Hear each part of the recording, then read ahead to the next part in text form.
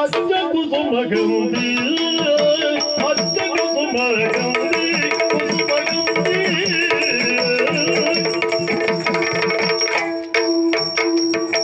ಅಚ್ಚ ಕುಸುಮ ಗಂಧಿ ಕುಸುಮ ಗಂಧಿ ಮನುಹ ಉಚ್ಚರಿಸದಿರ್ ಅಚ್ಚ ಕುಸುಮ ಗಂಧಿ ಕುಸುಮ ಗಂಧಿ ಕುಸುಮ ಗಂಧಿ ಮನುಹ ಉಚ್ಚರಿಸದಿರ್ ಮನುವ ಉಚ್ಚರಿಸದಿರ್ ಪತಿಯ ಬೆಚ್ಚದೆ ಕಾಪಾಡಿದುದಕ್ಕೆ ಯಾರಕ್ಕ ಪತಿಯೋಳು ಬೆಚ್ಚದೆ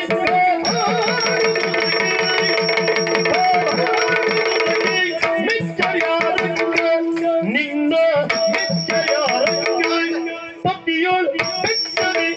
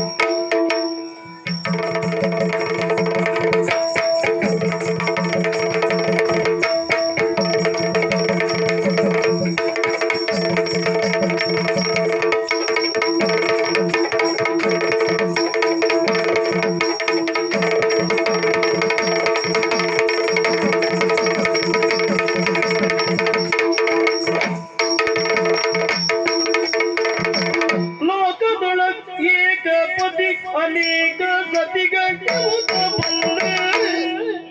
ಲೋಕದೊಳಗ ಏಕಪದಿ ಅನೇಕ ಸತಿಗಳೇ ಏಕ ಸತಿ ಅನೇಕ ಪತಿಗಳನ್ನ ಕಾಣೆ ಅಕ್ಕ ಏಕ ಸತಿ ಅನೇಕ ಪತಿಗಳನ್ನ ಕಾಣೆ ಅಕ್ಕ ನಾ ಕಾಣೆ ಅಕ್ಕ ನಾ ಕಾಡಿನಕ್ಕ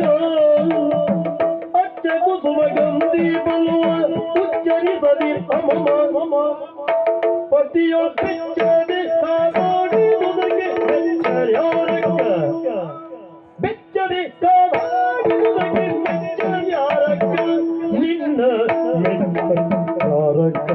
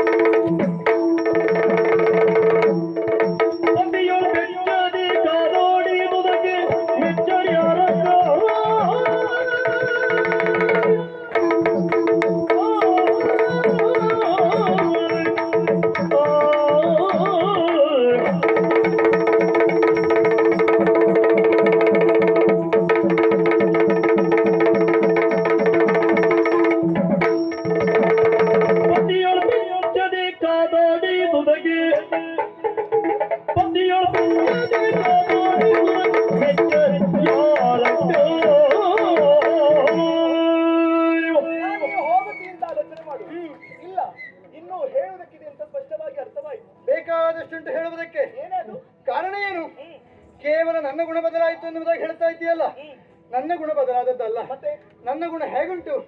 ಹೆಂಡತಿಯಾದವಳ ಗುಣ ಎನ್ನುವುದು ಗಂಡನಿಂದಲೇ ಬರುವಂತದ್ದು.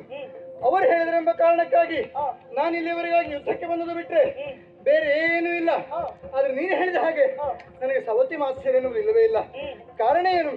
ನಿನ್ನ ಕುರಿತಾಗಿ ಗೌರವ ಭಾವನೆ ಉಂಟೇ ಉಂಟು. ಯಾಕೆ ಅಂದು ನನ್ನ ಒಟ್ಟಿಗೆ ನನ್ನ ಮದುವೆಯಾದ ಸಂದರ್ಭದಲ್ಲಿ, ಇನ್ನು ಉಳಿಯುವಂತಹ ಸಂದರ್ಭದಲ್ಲಿ ಮೊದಲಾಗಿ ನನಗೆ ಮಮತೆ ತೋರಿದವಳು ನೀನು. ಮಾರುವೇಷದಲ್ಲಿ ನಾನು ಬಂದಿರುವಂತಹ ಸಂದರ್ಭದಲ್ಲಿ ನನ್ನನ್ನು ಮೊದಲನೇ ಬಾರಿಗೆ ಗುರುತಿಸುವಂತಾಗಿ ನಿನ್ನ ಪ್ರೀತಿ ಅನ್ನೋದು ನನ್ನ ಮೇಲುಂಟು. ತವರನ್ನ ತೋರದಂತಹ ಹೆಣ್ಣು ಗಂಡನ ಮನೆಯನ್ನು ಸೇರಿದ ಮೇಲೆ ಮೊದಲಾಗಿ ಯಾರು ಪ್ರೀತಿ ತೋರುತ್ತಾರೋ ಅವರನ್ನ ಯಾವ ಕಾಲಕ್ಕೂ ಮರೆಯಲಾರಳು. ಅಂಥದೇ ಸ್ವಭಾವ ನನ್ನದು. ಹೇಳಿದಲ್ಲ ನೀವು, ಹಿರಿಯಕ್ಕ ಹೇಗಿದ್ದಾರೋ ಅವರ ಹಾಗೆ ಕಿರಿಯರು ಮಾಡ್ತಾರೆ ನೋಡು. ನಿನ್ನನ್ನು ನಾನು ಅನುಕರಣೆ ಮಾಡ್ತಾ ಇರುವುದಲ್ಲ, ನಿನ್ನನ್ನು ನಾನು ಅನುಸರಿಸ್ತಾ ಇರುವುದು. ಯಾಕೆ ಅಕ್ಕ ಒಬ್ಬಳು ಪತಿವ್ರತೆ ಎನ್ನುವುದು ಜಗದ್ವಿಖ್ಯಾತವಾದಂತದ್ದು. ಅಂತ ವಿಶೇಷ ಸ್ಥಾನವನ್ನು ನೀನು ಏರಿದ್ದೆ ಅಂತಾದ್ರೆ, ನಿನ್ನಂಥವಳ ತಂಗಿ ನಾನು ಆಗುತ್ತೇನೆ ಅಂತಾದ್ರೆ ನನಗೂ ಹೆಮ್ಮೆ. ಹೌದು, ನಾನು ಅನುಸರಿಸ್ತಾ ಇರುವುದು ಯಾವುದು ಗೊತ್ತಾ? ಮನೆಯಲ್ಲಿನ ನಿನ್ನ ನಡವಳಿಕೆಗಳನ್ನ, ಮನೆಯಲ್ಲಿನ ಗಂಡನನ್ನು ನೋಡಿಕೊಳ್ಳಬಹುದಾದಂತಹ ಚಟುವಟಿಕೆಗಳು, ಇವೆಲ್ಲವನ್ನು ಅನುಸರಿಸ್ತಾ ಇದ್ದದ್ದು. ಹೌದು, ಅದೇ ರೀತಿಯಾಗಿ ನಿನ್ನನ್ನು ಅನುಸರಿಸ್ತಾ ಇರುವ ಕಾರಣದಿಂದಲೇ ನಾನು ಈಗ ಯುದ್ಧಕ್ಕೆ ಬಂದು. ಯಾಕೆ ಹೇಳು? ಪತಿವ್ರತೆಯಾದವಳಿಗೆ, ಗಂಡನ ಮಾತನ್ನ ಕೇಳುವವಳಿಗೆ ಮೊದಲನೆಯ ಕಾರ್ಯ ಯಾವುದು ಹೇಳು? ಯಾವುದು? ಗಂಡ ಹೇಳಿದಂತಹ ಮಾತನ್ನ ಕೇಳಬೇಕು. ಪತಿವಾಕ್ಯವೇ ವೇದ. ಹೌದಾ? ಪ್ರಶ್ನೆ ಮಾಡಬಾರದು. ಹಾಗಾಗಿ ಭೀಮನ ಮಾತನ್ನು ಪಾಲಿಸಿದ್ದೀನಿ, ನಡೆದುಕೊಂಡಿದ್ದೇನೆ. ಸರಿ, ನೀನು ಭೀಮನ ಮಾತನ್ನು ಪಾಲಿಸಿರಬಹುದು. ಅಂತೆಯೇ ನಾನು ಅರ್ಜುನನ ಮಾತನ್ನು ಪಾಲಿಸಬೇಕು ಬಂದವಳು. ಯಾಕೆ ಕೇಳು? ನಾನು ಅರ್ಜುನನ ಮಾತನ್ನು ಮಾತ್ರ ಪಾಲಿಸಬೇಕಾದಂತಹ ಸ್ಥಿತಿ. ನಿನಗೆ ಹಾಗಲ್ಲ, ಐವರ ಮಾತುಗಳನ್ನು ಒಂದೊಂದು ಸಂದರ್ಭದಲ್ಲಿ ಪಾಲಿಸಬೇಕಾಗುತ್ತದೆ, ಬದ್ಧತೆ ಇದೆ. ಹಾಗಿರುವಾಗ ಯೋಚನೆ ಮಾಡಿ ನೋಡಕ್ಕ, ಪ್ರಪಂಚದಲ್ಲಿರುವಂತಹ ಎಲ್ಲ ಗುಣಗಳು ಹೇಗೆ? ಒಬ್ಬ ಪುರುಷ ಅನೇಕ ಹೆಣ್ಣನ್ನು ಮದುವೆಯಾಗಿರುವಂತಹ ಸಂಗತಿ ಎನ್ನುವುದು ಪ್ರಪಂಚಕ್ಕೆ ಹೊಸತೇನಲ್ಲ, ಚೋದ್ಯ ಏನಲ್ಲ. ಆದ್ರೆ ನಮ್ಮಲ್ಲಿ ವಿಶೇಷತೆ ಏನು? ಒಂದೇ ಹೆಣ್ಣು ಐವರು ಗಂಡಂದನ್ನು ಹೊಂದಿದ್ದಾಳೆ. ಇದು ನಮ್ಮ ನಾಡಿನ ವಿಶೇಷತೆ. ಏನು ವಿಶೇಷ? ನಮ್ಮ ಮನೆಯ ವಿಶೇಷತೆ. ಈ ಹಿಂದೆ ಆಗಿ ಹೋಗಿಲ್ವಾ? ಈ ಹಿಂದೆ ಆಗಿ ಹೋದವರಿದ್ದಾರೆ. ಒಬ್ಬಳಿರ್ಲಿಲ್ವಾ? ಮಾರೀಷ ಎನ್ನುವಳು ಪ್ರಚೇತಸರನ್ನ ಮದುವೆಯಾಗಿದ್ದಾಳೆ. ಹೌದು, ಆದರೆ ಇತಿಹಾಸದಲ್ಲಿರುವುದು ಎಲ್ಲವೂ ನಮ್ಮ ಕಣ್ಣು ಮುಂದೆ ಬಂದಾಗ ಅದು ಹೆಚ್ಚು ಚೋದ್ಯವಾಗುತ್ತದೆ. ಹಿಂದೊಮ್ಮೆ ಹಾಗಾಯ್ತಂತೆ, ಹೀಗಾಯ್ತಂತೆ. ಕಣ್ಣಿಗೆ ಕಟ್ಟುವ ಹಾಗೆ ಮತ್ತೊಬ್ಬರು ಚಿತ್ರಿಸಬಹುದು, ಆದರೆ ನಮ್ಮ ಕಣ್ಣಿಗೆ ಕಟ್ಟಿದಾಗ ನಾವು ಮತ್ತೊಬ್ಬರಿಗೆ ಚಿತ್ರಿಸುವುದಕ್ಕಾಗುತ್ತದೆ. ಕೇಳುತ್ತೇನೆ, ಏನು ದೈವ ಸಂಕಲ್ಪವನ್ನು ಯಾರಾದ್ರೂ ಮೀರುವುದಕ್ಕೆ ಸಾಧ್ಯತೆ ಉಂಟಾ? ದೈವ ಸಂಕಲ್ಪವನ್ನು ಮೀರುವುದಕ್ಕೆ ಆಗುವುದಿಲ್ಲ.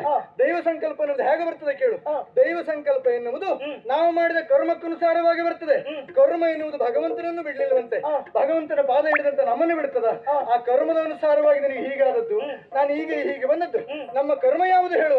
ನಾವು ಯಾರ ಮಾತನ್ನ ಪಾಲಿಸಬೇಕು, ಯಾರ ಮಾತನ್ನು ಯೋಚಿಸಬೇಕು, ಅವರ ಮಾತನ್ನು ಮೀರಿದೆವು ಅಂತಾದ್ರೆ ದುಷ್ಕರ್ಮ ನಮ್ಮ ಬೆನ್ನ ಹೆಮೆಷ್ಟುತ್ತದೆ. ನಾವು ಯಾರ ಮಾತನ್ನ ಕೇಳಬೇಕು, ಅವರ ಮಾತನ್ನ ಕೇಳಿದಾಗ ಯಾವ ಕಾಲಕ್ಕೂ ದುಷ್ಕರ್ಮ ಎನ್ನುವುದು ಬರುವುದಿಲ್ಲ.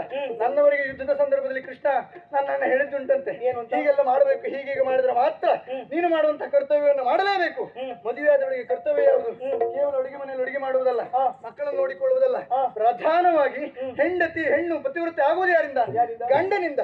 ಕೈ ಹಿಡಿದ ಗಂಡನ ಮಾತನ್ನ ನೆರವೇರಿಸಬೇಕು ಅಂತಾದ್ರೆ ಅದು ಪತಿವ್ರತೆ ಆದವರಿಗೆ ಲಕ್ಷಣ. ಹಾಗಿದ್ರೆ ಲೋಕ ಒಪ್ಪಿದ್ದು ಹೇಗೆ ನನ್ನ ಪತಿವ್ರತೆ ಅಂತ? ಲೋಕ ಯಾಕೆ ಒಪ್ಪಿತು? ಹೇಳಿದ್ದೇವೆ ನಾವು. ನೀನು ಧರ್ಮಾತ್ಮರಿದ್ದಿ, ನಮ್ಮ ಇವರು ಧರ್ಮಾತ್ಮರಿದ್ದಾರೆ. ಈ ಧರ್ಮಾತ್ಮದ ವಿಚಾರವಾಗಿ ಸಾಕ್ಷಾತ್ ಭಗವಂತ ಸ್ವರೂಪಿಯಾದಂತಹ ವ್ಯಾಸರೇ ನುಡಿದಿದ್ದಾರಂತೆ. ಇದು ಸರಿ ಯಾರಿಗೆ? ನಿನಗೆ ಮಾತ್ರ ಸರಿ. ಹಾಗೆ ನಿನ್ನ ಯಾಕೆ ಪ್ರಶ್ನಿಸ್ತಾ ಇದ್ದಿ? ಪ್ರಶ್ನೆ ಮಾಡ್ತಾ ಇರುವುದಲ್ಲ, ಮತ್ತೆ ಚೋದ್ಯವಾದದ್ದು. ಯಾಕೆ ಹೇಳು? ನೀನು ಎಲ್ಲರಿಗೂ ನಮಸ್ಕರಿಸಬೇಕಾದವಳು. ನೋಡು, ಗುರುಕುಲಕ್ಕೆ ಹೋದಂತಹ ಸಂದರ್ಭದಲ್ಲಿ ಒಂದು ವಿಚಾರವಾಗಿ ಒಂದು ಗುರುಗಳು ನಮ್ಮ ಪಾಲಿಗೆ ಹೇಳಿಕೊಟ್ಟರು ಅಂತಾದ್ರೆ ಅವರು ಮಾತ್ರ ಗುರುಗಳು ಅಂತಲ್ಲ, ಮುಂದಿನ ತರಗತಿಗೆ ಹೋದಾಗ ಮತ್ತೊಂದು ಗುರುಗಳಾಗುತ್ತಾರೆ. ಈ ಗುರುಗಳು ನಮಗೆ ಈ ವರ್ಷ ಪಾಠ ಹೇಳ್ತಾ ಇದ್ದಾರೆ, ಆ ಗುರುಗಳಿಗೆ ಏನು ಬೇಕಾದ್ರೂ ಹೇಳ್ಬೋದು ಅಂತಲ್ಲ, ಮುಂದಿನ ತರಗತಿಯಲ್ಲಿ ಅದೇ ಗುರುಗಳು ಸಿಗುತ್ತಾರೆ ಎನ್ನುವ ಎಚ್ಚರಿಕೆ ನಮ್ಮ ಪಾಲಿಗೆ ಇರಬೇಕಾಗ್ತದೆ. ಹಾಗಾಗಿ ತರಗತಿ ಅಂತ ಆದ ಮೇಲೆ ಎಷ್ಟು ಗುರುಗಳಿದ್ದಾರೋ ಅಷ್ಟು ಗುರುಗಳನ್ನ ಗೌರವಿಸಬೇಕಾದ್ದು ಕರ್ತವ್ಯ. ನೀನು ಹೇಳಿದ ಮಾತನ್ನೇ ಒಪ್ಪೋಣ. ಹೆಣ್ಣಾದವಳು ಗಂಡನ ಮಾತನ್ನೇ ಪಾಲಿಸಬೇಕು. ಹೌದು ತಾನೇ? ಅಷ್ಟೇ ಅಲ್ಲ, ಹೆಣ್ಣಿಗೊಂದು ಜವಾಬ್ದಾರಿ ಇದೆ. ಏನು? ಹೊಕ್ಕ ಮನೆಯನ್ನು ಬೆಳಗುವಂತಹ ಸಾಮರ್ಥ್ಯ.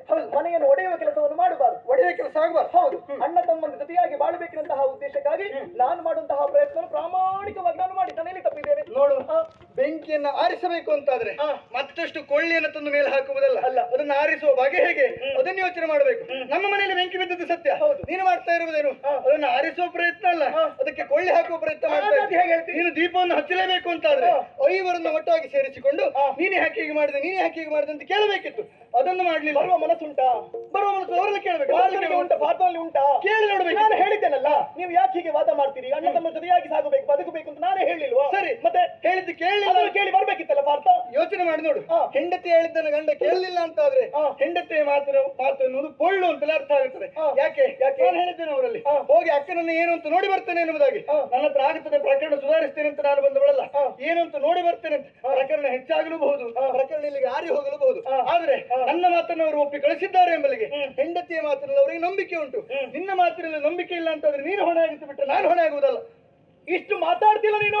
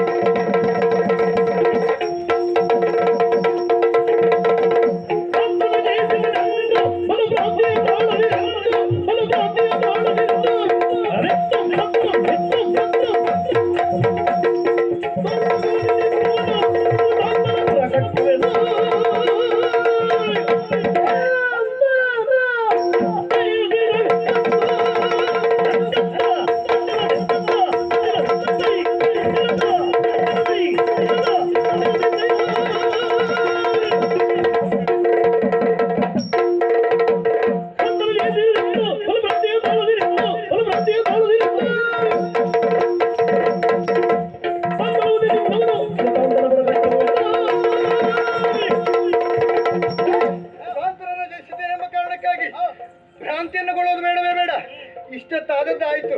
ಈಗ ನಾನು ಬಂದಿದ್ದೇನೆ. ಆದಿತ್ಯ ನಿನ್ನ ನಿಯತ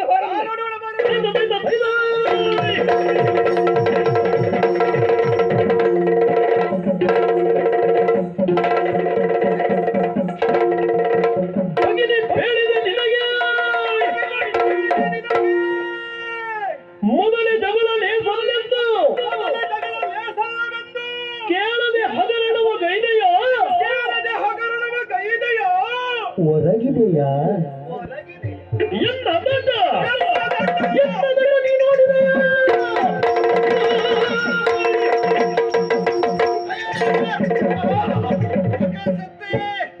ಯಾವ ಹೊತ್ತಿಗೆ ಎಷ್ಟು ಮಾತಾಡಬೇಕು ಅಂತಿಲ್ಲ. ಎಲ್ಲ ಕಂಠಪಾಠ ಮಾಡಿದ ಒಂದು ಮಾತನಾಡು. ಅನುಸರಣೆ ಅನುಸರಣೆ ಯಾರದು ನಿನ್ನದು? ಎಲ್ಲಿ ಈಗ ಎಲ್ಲಿ ಎಲ್ಲಿ ಮಾತಾಡಿದ್ದು ಮಾತಲ್ಲ. ಬಗ್ಗಿನೇ ಬೇಡ ನಿನಗೆ ಆಗಲೇ ಬೇಡ ಯುದ್ಧ ಮಾಡುದು ಬೇಡ ಹೋಗು ಅಂತ. ಇದು ಪ್ರಸಂಗ ಯಾವುದು? ದ್ರೌಪದಿ ಪ್ರತಾಪ. ಇಲ್ಲ ಮುದ್ದು ನೋಡುವ ಗೊತ್ತಾಗುದು ಏನು ಮುಗ್ಧತೆ ಕಾಣುತ್ತದೆ. ಆದ್ರೂ ಹೊಡೆಯುದು ಬಿಡ್ಲಿಲ್ಲ ನೀನಾತ. ಹೆಚ್ಚು ಹೊಡೆಯಲಿಲ್ಲ. ಯಾಕೆ ಮುಖ ತಡೆಯಾಗಿ ಬರುವುದು. ಕೆಲವರಲ್ಲಿ ಸ್ವಭಾವ ಉಂಟು, ಇವತ್ತು ಹೊಡೆಯಬೇಕು, ಬಡಿಯಬೇಕು, ಬೈಯಬೇಕೆನ್ನುವ ಹಾಗೆ ಬರುವುದು. ಮುಖ ನೋಡುವಾಗ ಮನಸ್ಸೇ ಬರುವುದಿಲ್ಲ. ಕೆಲವರಿಗೆ ಅನುಭವ ಆಗಿರ್ಬೇಕು ಹಾಗೆ. ಯಾರು ತಂದು ಹೋಗ್ಲಿಕ್ಕೆ ವಿಷಯ ಇದು ಸಾರಿ ಹೇಳ್ತಾ ಇದ್ದೇನೆ. ಈ ಮನೆಗೆ ಹೋಗುವ. ನೋವಾಯ್ತಾ? ಒಳಗೆ ಹೋಗಿ ಸ್ವಲ್ಪ ಎಣ್ಣೆ ತಗೋ. ನೀನು ಬಾ. ಅಯ್ಯೋ ಅದು ಅಲ್ಲಿ ಜೋತಾಗಿರ್ಬೇಕು, ಅಲ್ಲಿಗೆ ಎಣ್ಣೆ ಹಚ್ಚಾಯ್ತಾ?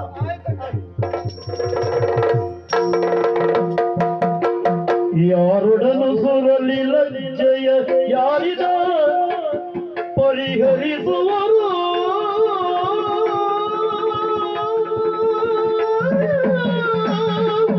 ಯಾರೊಡನು ಸುರಲಿಲ್ಲ ಜಯ ಯಾರಿದ ಪರಿಹರಿಸುವರು.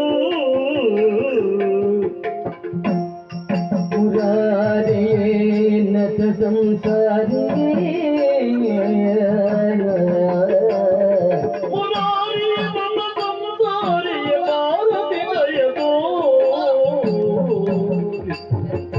ಯಾರೊಡನು ಸಿರಲಿಲ್ಲ ಜಯ ಯಾರಿಗ ಪರಿಹರಿಸುವರು. ಮುರಾರಿಯ ನತ ಸಂಸಾರಿ ಭಾರತಿ ದಯೆದೋ ಎಲ್ಲಿದ್ದೆಯೋ ಮಧುಸೂದನ ಕುಲದಳಾಯದ ಲೋಚನ.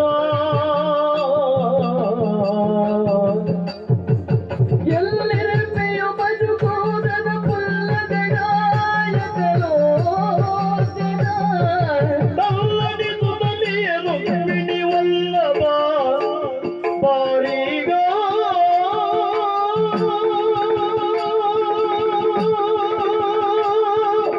ಕೃಷ್ಣ ತಲ್ಲಣಿ ಕುದಲಿ ರುಕ್ಮಿಣಿ ವಲ್ಲಭದಾರಿ ಕೃಷ್ಣ. ಯಾರೊಡನು ಮುರಲಿಲ್ಲ ಜಯ ಯಾರಿದ ಪರಿಹರಿಸುವರು. ಕೃಷ್ಣ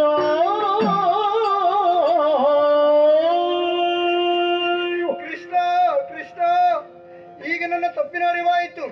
ಕಾರ್ಯಕ್ಕೆ ತೊಡಗುವ ಮುನ್ನ ಸಕಲವಾದಂತಹ ನನ್ನ ಅಣ್ಣನನ್ನ ಮರೆತೆ, ಅಣ್ಣನನ್ನ ಧ್ಯಾನಿಸುವುದನ್ನು ಮರೆತೆ, ದೇವೋತ್ತಮನನ್ನ ಮರೆತರೆ ಎಂಥವರಿಗೂ ಎಂಥ ದುಸ್ಥಿತಿವರೆಗೆ ಬರ್ತದೆ ಎನ್ನುವುದಾಗಿ ದೇವರ ತಂಗಿಯಾದಂತಹ ನಾನೇ ಪ್ರಪಂಚಕ್ಕೆ ಸಾಕ್ಷಿಯಾಗಿ ಹೋದೆ.